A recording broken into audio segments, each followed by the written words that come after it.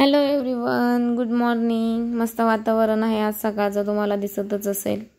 संडेचा दिवस आहे। छान असे कारल्याला कारले आले होते। हे बघा, मी 4 कारली त्याचे तोडलेले आहेत। दिवसाला 3-4 असे कारले दिवसाड निघतात त्याला।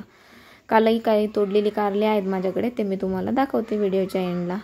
चला तर मग आजचा विशेष असा आहे की मला तुम्हाला काही स्पेशल झाडं दाखवायची जी आपण नंतर लावली होती। ही कांद्याची पात बघा किती छान फुटलेली आहे। टोमॅटोचे रोप आपण लावलेले नंतर ना, तर त्याला छान अशी फुलं धरलेले, आता फळं धरायला सुरुवात होईल। दोन्ही रोपांना छान अशी फुलं लागलेली आहे टोमॅटोच्या। त्यानंतर ना आत्ताच तुम्ही व्हिडिओ बघितला तर कारले आपण काढलेलेच आहेत आजचे। अजूनही त्याला काही छोटी कारली आणि काही फुलं आलेली आहेत, ती मी तुम्हाला दाखवते। या अगोदर आपण वाटाण्याचे बी लावलं होतं, तर ते वेल यायला सुरुवात झालेली आहे। काही वेल मोठे आलेत, काही अजून थोडेसे बारीक आहेत। तर ह्या वेलांना बांधण्याची गरज आहे, जेणेकरून ते फास्ट ग्रोथ घेतील आणि खाली झोपणार नाहीत। असं व्यवस्थित बांधले तर त्यावर धरून ते चढतील।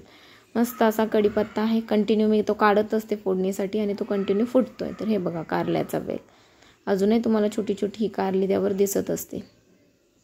एकदा का त्याचं खाली असलं ना जमिनीत तर बदलायची गरज पडत नाही, पण कुंडीत असेल तर रोप काही दिवसांनी बदलावं लागेल। अजूनही फुलं येत आहेत, जोपर्यंत फुलं येत आहेत, फळं येत आहेत, तोपर्यंत हा वेल मी कंटिन्यू करेल। जेव्हा मला वाटेल की आता फळं कमी झाली आहेत, त्यानंतर ना मग मी त्याला चेंज करेल। वेलची पानं मध्ये आधी सुकत आहेत, पुन्हा येत आहेत।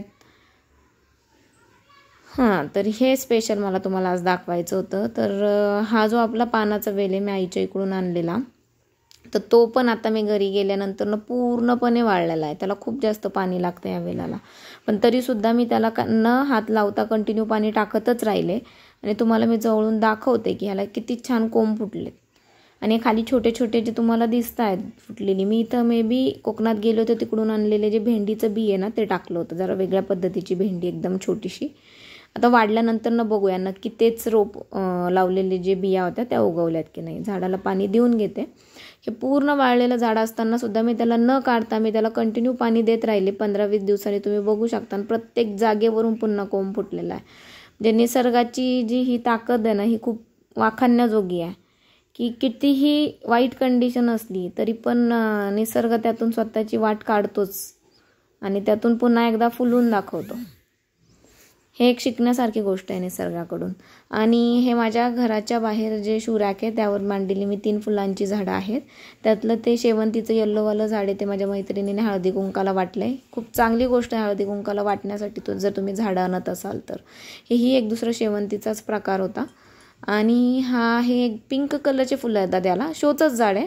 त्याचे ऑलरेडी आणले त्यावेळेस छान 3 फुलं होते। आता ते वाळले की ती जागा पण एम्प्टी करायची असते, ते झाडाची वाळलेले फुलं काढून, आणि पुन्हा त्याला कंटिन्युअस फुलं येत असतात। चला तर आज सकाळचं रुटीन आज तांदूळाची भाजी करायची आहे। मस्तपैकी तांदूळ आला हिरवा, तो निसून घेते। हे बघा, हे त्या दिवशी मी काढलेली 4 कारली आहेत आणि आजही 4 कारली निघालेली आहेत। हळूहळू असे निघतच असतात ही कारली। चला तर मग आजचा व्हिडिओ कसा वाटला आम्हाला नक्की कळवा। लाईक करा, कमेंट करा, शेअर करा आणि आपल्या चॅनलला सबस्क्राईब करायला विसरू नका। भेटूयात नेक्स्ट व्हिडिओमध्ये, तोपर्यंत बाय बाय।